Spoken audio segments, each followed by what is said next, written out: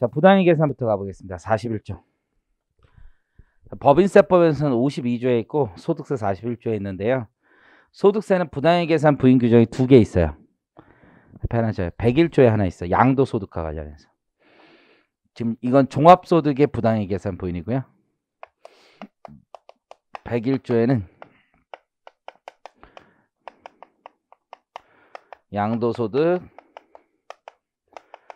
부당이 요게 있어요. 좀 아주 큰 차이가 하나 있어요.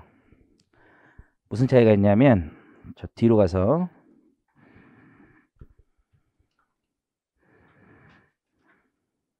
교재 95페이지 한번 보시겠어요?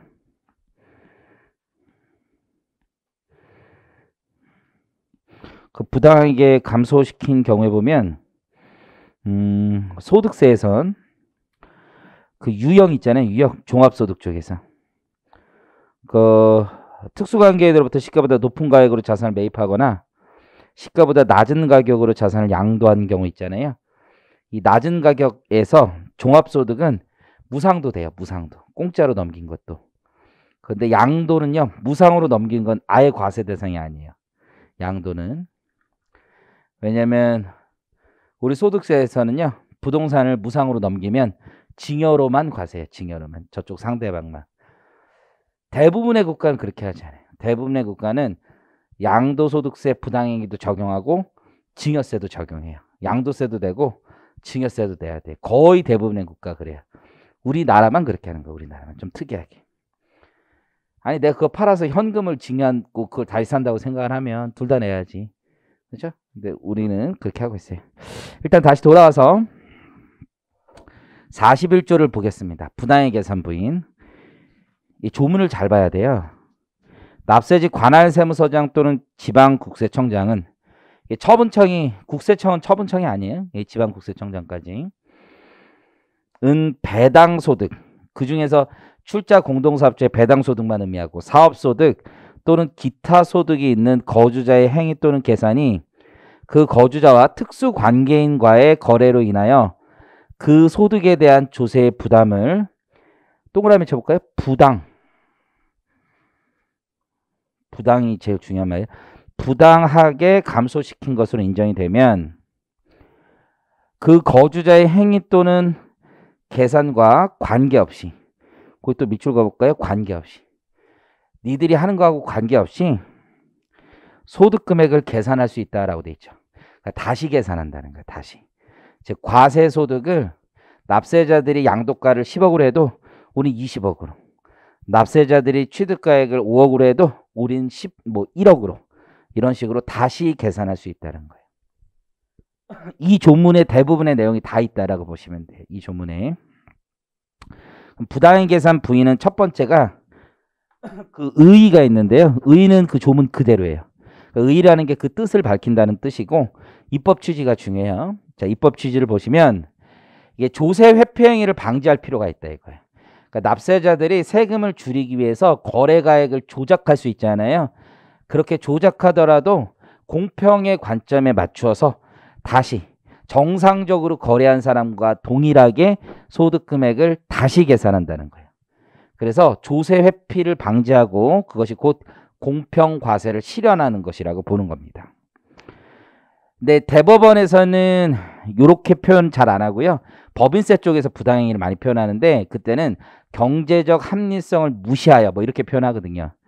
그래서 거기 법인세 쪽에 있는데 페이지는 안 적었지만 경제적 합리성을 무시하여 합리적 경제인의 관점에서 과세되는 게 타당한 것을 밝히고 뭐 이렇게 돼 있어요. 그래서 조세 회피를 방지하고 공평 과세를 실현함에 있다. 그래서 그걸 요약해 놓은 거라고 생각하시면 돼요. 요약해 놓은 거라고. 객관적으로 의제되는 소득으로 객관적 소득을 의지하여 뭐 이렇게 표현하거든요. 나중에 법인세 가서 보시면 되고 일단 요 정도를 쓰시는 게 제일 중요하다. 요 정도를. 자, 그러면 두 번째가 이제 적용 요건이에요. 여기서부터가 중요해요. 적용.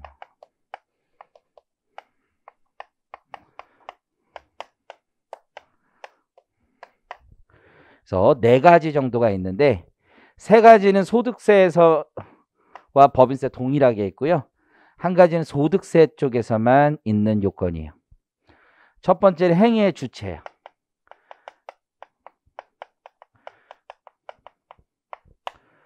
누가 해야지 부당행위가 걸리느냐? 법인은 소득의 바구니가 하나이기 때문에 부당행위 계산 부인에 있어서 그냥 법인이면 되는데요. 소득세 영역은 그 소득의 종류가 법에 정해져 있어요. 우리 아까 봤던 대로. 그래서 출자 공동사업자의 배당소득, 사업소득, 기타소득, 마지막으로 양도소득 이렇게 되는 거예요. 그래서 첫 번째는 행위의 주체가 제한적이라는 거예요.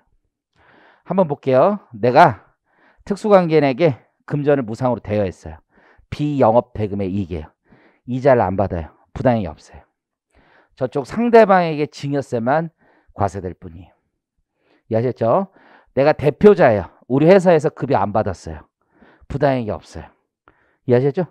부당행위 없어요. 그냥 근로소득 표현을 갑자기 무급 그러니까 무지급 아니야.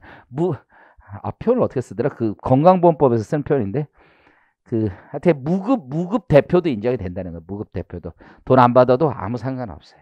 이해하셨죠? 배당을 포기했어요. 그럼 나는 과세될 게 없어요. 부당한 거 아니에요. 저쪽 상대방에만 초과 배당에 대한 과세 문제가 생기는 거예요. 그게 이제 초과 배당은 올해 개정이 됐어요. 작년까지만 해도 소득세 상당액과 증여세 상당액을 비교해서 큰 경우만 과세했잖아요. 이제 무조건 과세하는 거 초과 배당, 증여세. 어쨌든 이제 나머지 세 가지가 있는 거, 세 가지. 법인세하고 공통점이에요. 자, 첫 번째는 뭐냐면요. 당사자 요건이에요. 당사자. 즉 행위의 주체. 행위의 주체한다. 그 당사자 요건 뭐라고 써야지? 적용 범위. 미쳤나? 밥 먹고 미쳤어. 적용 범위. 당사자 요건. 자, 누구랑 거래했을 때가 중요하냐 이거. 누구랑 특수 관계인과 거래한 경우에 하나요? 다시 계산할 수 있어요. 왜 그러냐면 특수 관계에는 이해관계가 서로 상반되는 자들이 아니에요. 그죠? 잠깐만요. 특수 관계에는 이해관계가 서로 상반되는 자가 아니고 특수 관계가 아닌 자는 이해관계가 서로 상반되죠. 그렇죠? 그러니까 이해관계가 서로 상반되지 않으니까 짬짬이를 할 수 있다는 얘기예요. 누군가의 소득을 줄이고 누군가의 소득을 늘리는 게 오히려 유리할 수도 있죠. 전체적인 스킴으로. 그래서 당사자 요건은 첫 번째 특수관계. 법인세법하고 좀 차이가 있어요. 법인세법은요. 특수관계인 이외자를 통하여 거래해도 적용이 있지만 소득세법엔 그런 조문은 없어요. 그래서 특수관계인 외의 자를 통하여 라는 표현이 소득세법은 없어요. 나중에 한번 보기로 하고요. 세 번째는요. 객관적 요건이에요. 그리고 마지막으로 결과적 요건이 있어요.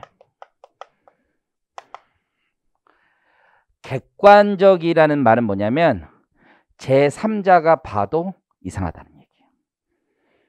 제3자가 봐도 이상하네 이런 거예요. 즉 합리적 행위가 아니라는 거예요. 이상한 행위라 그런 거예요.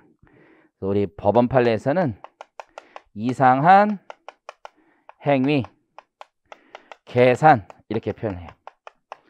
법인세 가서 훨씬 자세하게 배워요. 경제적 합리성을 갖춘 자라면 이렇게 안 했을 거라는 거예요. 한 푼이라도 더 벌겠다는 게 우리 인간의 탐욕의 출발이죠. 다 그렇지 않아요. 그게 아니라 손해를 보기 때문에 거예요. 그리고 합리적이지 않아요. 우리가 어떤 거래에 있어서 늘 이득만 보고 늘 손해만 본다. 그러지는 않죠. 그렇잖아요. 내가 오늘 팔았는데 내일 주가가 올라가면 난 손해고 오늘 산 사람이 이득이잖아요. 근데 그게 합리적이기만 하면 상관없는 거예요. 이상하지 않으면 상관없어요. 그리고 마지막으로 결과적 요건은요. 조세 부담의 감소가 있었어야 돼요. 왜 이걸 결과적 요건이라고 하냐면요. 납세자 내심의 의사는 필요 없기 때문에 그래요. 저는요. 세금을 줄이려고 이런 거 한 거 아니에요. 저는 세금 계산도 못해요. 이게 세금이 줄었어요? 왜요? 막 이렇게 물어봐요. 필요 없어요. 내심의 의사는 필요 없고 결과적으로 세금이 줄었으면 돼요. 그러면 이렇게 생각해요. 선생님 내심의 의사는 필요 없으면 이거는 뭐예요? 질문하는 친구들이 많거든요. 객관적으로 판단해 본 거예요. 얘 의사는 필요 없고 객관적으로 이상한 행위를 했다는 거지. 객관적으로 이상한 했고 그 결과가 세금의 부당한 감소가 있다. 부담의 감소가 있다라고 하면 여기에 있다는 거예요. 자, 그럼 아까 동그라미 친 거 조문에서 부당이라는 말 있죠. 부당. 그 부당이라는 말은 1, 2, 3, 4 중에 어디에 걸리는 거예요? 3에 걸리는 거예요. 그게 제일 중요한 거예요. 즉 이상한 행위를 했느냐? 이게 세법의 핵심이에요. 이상한 행위인지 아닌지 판단하는 거는 세법 그 자체에 있어요, 없어요? 없죠. 어떤 사실관계를 보고 그게 이상한지 아닌지 스스로 결론을 낼 수 있어야 돼요. 세법에 꽂힌 거예요.